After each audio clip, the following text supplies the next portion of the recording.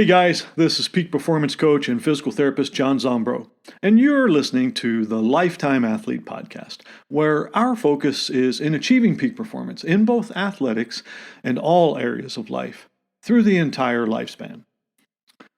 This show is brought to you by the Lifetime Athlete Peak Performance Coaching and Physical Therapy Services. This is episode number 118, and it has an interesting and perhaps controversial title: Training the Immune System. First of all, I hope today's show finds everyone safe and healthy. These are challenging times indeed, and today's topic has always been popular with my clients, but now it is more prevalent than ever.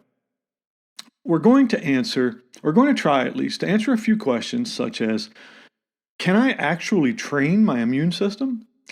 And additionally, how can my training potentially impact my immunity? And also, is there anything specific that you or I can do with our lifestyle, such as sleep, nutrition, and stress management, to optimally affect immune function? As we get into this, I think the most straightforward answer is that we probably can't make ourselves superhuman. I know, it's probably not news to any of us, but at least in the way that pathogens would just bounce off of us and fall to the ground to their rapid demise. That's not realistic. But what we can do is we can work on maxing out our health. And in doing so, we ultimately achieve our highest immunity potential. And perhaps even more important, we can balance all of our habits and behaviors that we're going to talk about today to avoid suppressing immune function. So I would say it this way: it's slightly harder to make yourself more immune than a good, healthy, well-functioning human is capable, but it's certainly possible to deplete yourself and suppress your immune function if you don't do a few things right. And now's a critical time for us to make sure we're getting most of these things correct. So the first discussion point that I would like to go over is touching base on the necessity of observing the safety recommendations from the CDC and NIH and others that we're all aware of.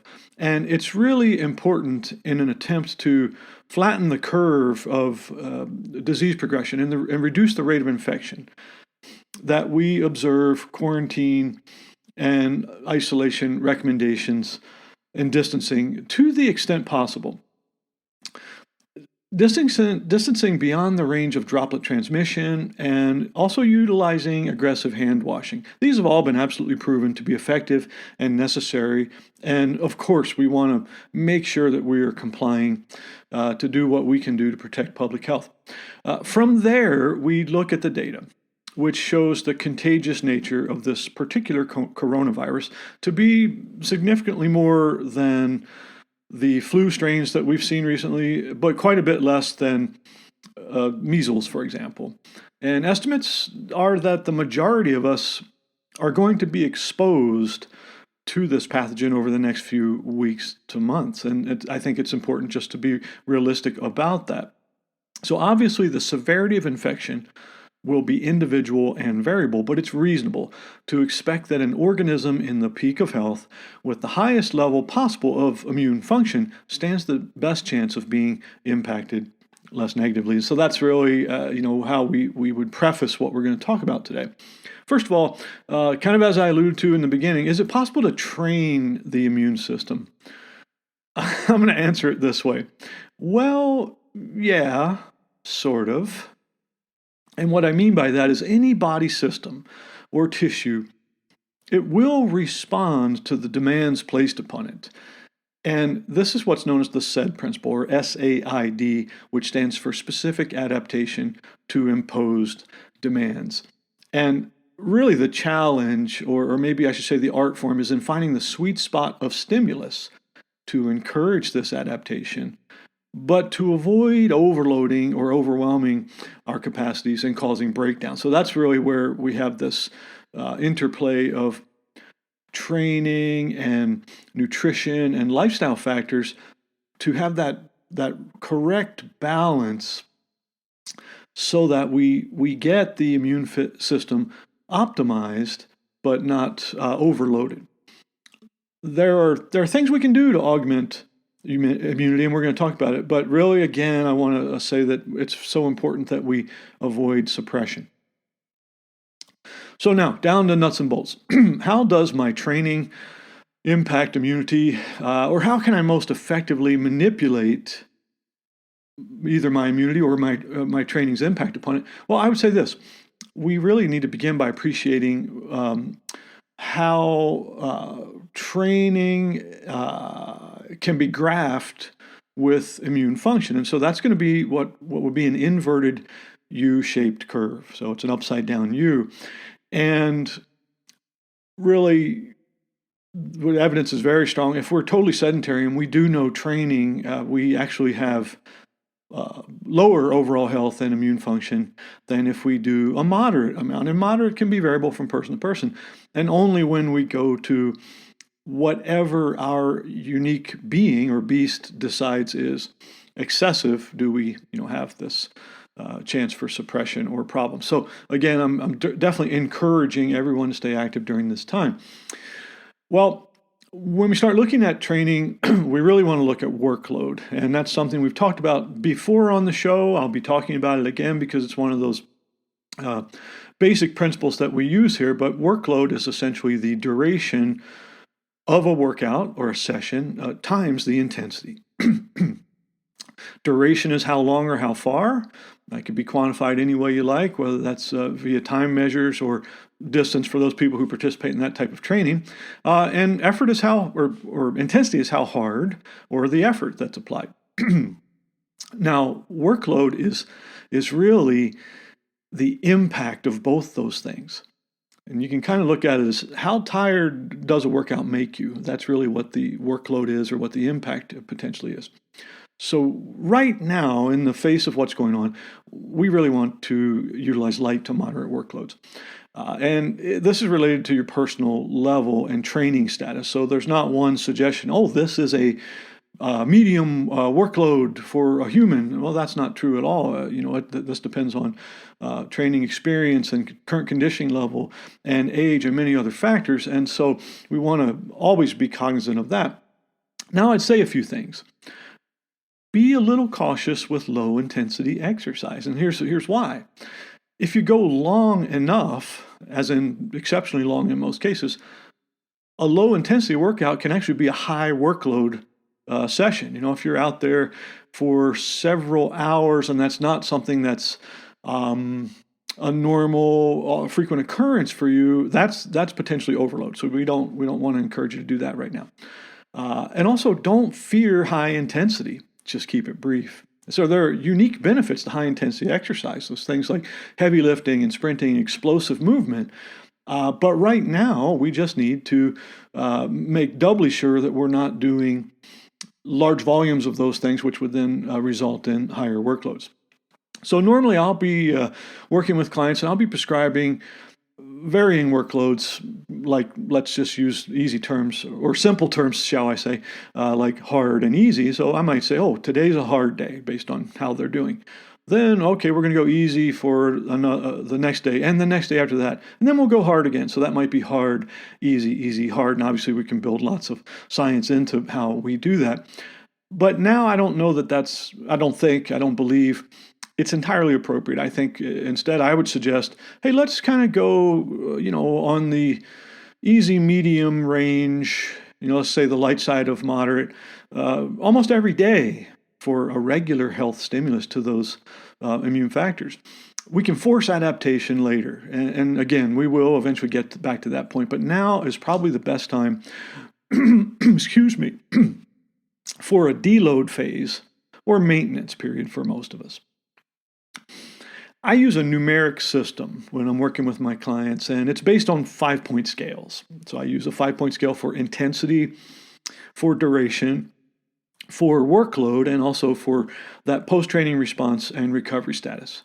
Talked about it a bit before. I'll be talking about it more in the future because this system has really taken on wings of its own, and it's certainly one of the big things in a book that I'll have coming out later this year. But that's why I won't break it down too much today, but I will suggest simply that You try to keep your daily workload on the light side of medium. And it doesn't have to be the same thing every day, all the time. A moderately longish workout, again, keeping the moderate emphasized more than the longish, with doing circuit training or mobility exercises, cardio, a blend of that type of thing, but at very light intensity. That's a nice option. Then maybe the next day, a brief and intense workout, always followed by a proper warm-up that has lifts or sprints or plyometrics, is fine.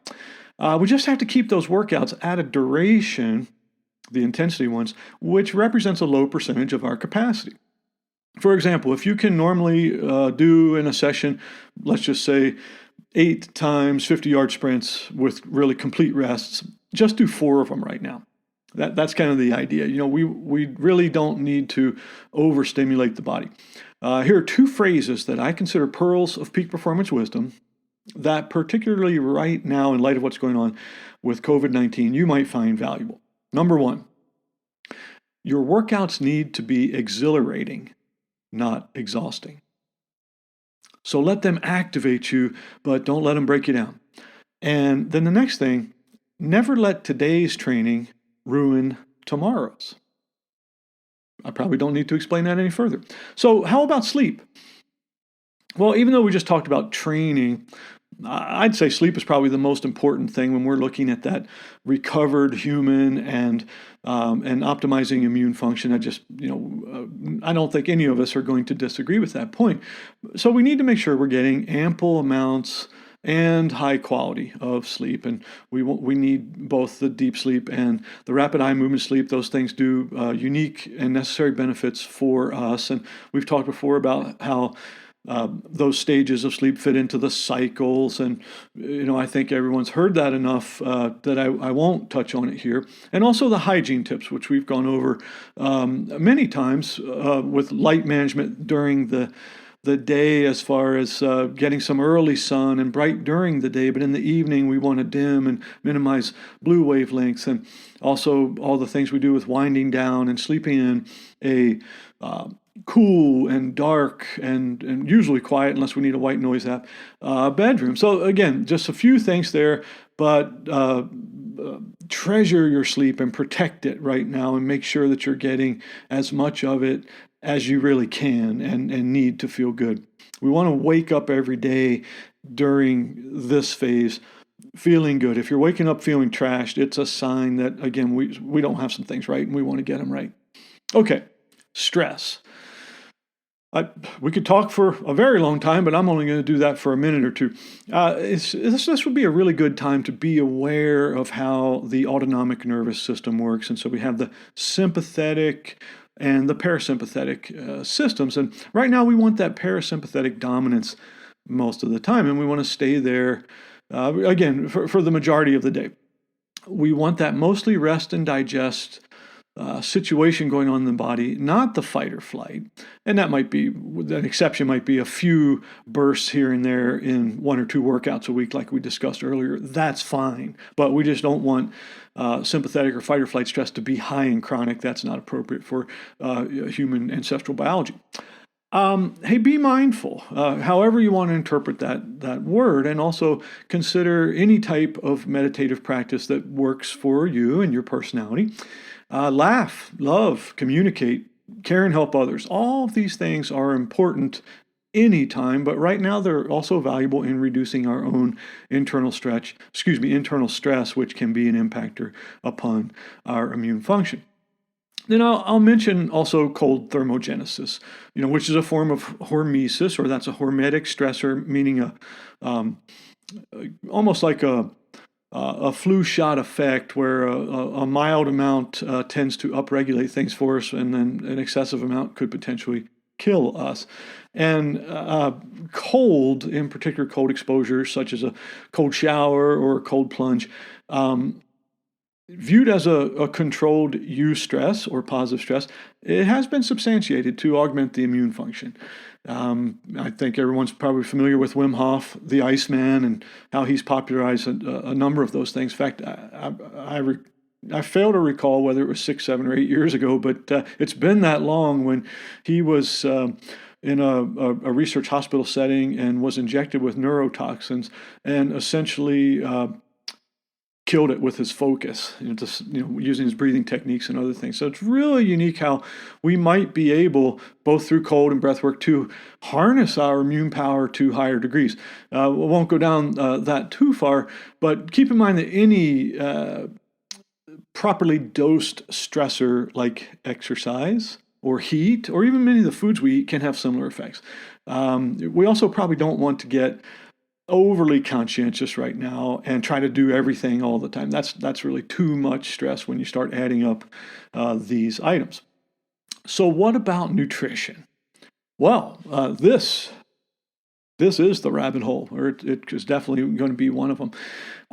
First of all, there may be no superfood or supplement that has been shown in isolation to really boost the immune system. That said, it's known that consuming more than small volumes of what we call here the evil triad, that's the excess sugars, processed and refined grains, and also the industrial seed oils. Those things can impair metabolism, overall health, and ultimately immune function. So we can say the don'ts are probably more powerful than the do's when we look at food, in that, gosh, right now we really don't want to be eating foods that are non-nourishing and also that have pro-inflammatory and other negative effects. And again, I mentioned before, no superfood in isolation or no supplement, but there are obviously multiplicative or additive effects when you start putting things together and you're eating a diet that's working for you. That can be very helpful. So I make sure I'm not being bogus in my statements. So for athletes, and I think your lifetime athletes, thanks for being here with me today. If you're finding ways to keep your training going for the most part during this crisis, so again, it could be maintenance. It may not be a deload, and some of that depends on where you're at, how creative you are. Again, your circumstances, what kind of equipment you have at home. Nonetheless, you want to make sure that you have enough energy availability. Avoid underfueling and getting into what's now called REDS, or relative energy deficiency in sports. This is a known syndrome, and it appears to be slightly more, females appear to be slightly more affected by this than males, but nonetheless it does impact every athlete. And really it just is a byproduct of chronic undernutrition. You're eating as much as you can, but sometimes you're tired, there's all this training, and so suddenly the body gets in this deficit where it's just not quite getting enough fuel, enough calories, enough macronutrients, enough micronutrients to optimize cellular and also immune function. And so if the training is still going, make sure that you're eating enough to feel energized, and that's very important. However, most of us might be more reduced in our training levels, as we discussed earlier, possibly a deload. A great time to maybe just do more walks and breath work and meditation and some stretching and hit a few workouts, but nothing too crazy. Well, this may be a super time to look at the use of intermittent fasting and time-restricted feeding. Again, these are topics that we've discussed at length here on the show, but basically it's where we compress the feeding time periods to consume our food during daylight hours over a smaller window. And thus we're spending more of the day in a fasted state than a feeding or fed state. This has been proven to enhance metabolic function and overall health, and secondarily, the immunity of the individual. So can be some benefits there. And if you want to really experiment, and it's possible to do so safely, let's say you're really going to take a relaxation break, a restoration break. You're really taking this distancing and isolation to its perhaps fullest potential. You might consider doing a 3 to 5 day water only fast where you're really doing minimal to no training. If you're able to set that up, you almost have your own meditative retreat. That has been shown to be very powerful. With again, supporting immune function. It might not make you superhuman like we talked about at the beginning, but it will at least reset or restore your high, optimal, normal, natural level of immune function.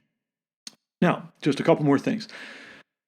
They say that vitamin D is the new C, and supplements, may not have too much value when we start looking at supplements compared to whole foods. But then there aren't that many nutritional sources of vitamin D, although we can talk about cod liver oil. But sunshine, really sunshine, I'm going to present it as a food in this discussion. It's exponentially better with many other benefits than just vitamin D. So nourishing the body with a controlled dosage, keyword controlled, of ultraviolet B rays outdoors during a walk if possible, with as much skin exposed as weather and modesty allows, maybe between the hours of 11 and 3, 11 a.m. to 3 p.m. for 20 or 30 minutes. Well, all this is research proving that it can be immensely beneficial to augment health and sleep and metabolism. And of course, now I think I've built this case that all these things are interrelated and interactive as far as producing immunity. As opposed to looking at sunshine only as a source of vitamin D, look at it as an essential, natural nourishment for the human beast.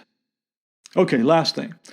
Most listeners are probably becoming very familiar with, and that's newer information that all those antioxidant polyphenols in purported superfoods like broccoli, kale, blueberries, coffee, green tea, and many others, well, they're actually just hormetic stressors or diluted toxins that upregulate our internal glutathione-based antioxidant pathways.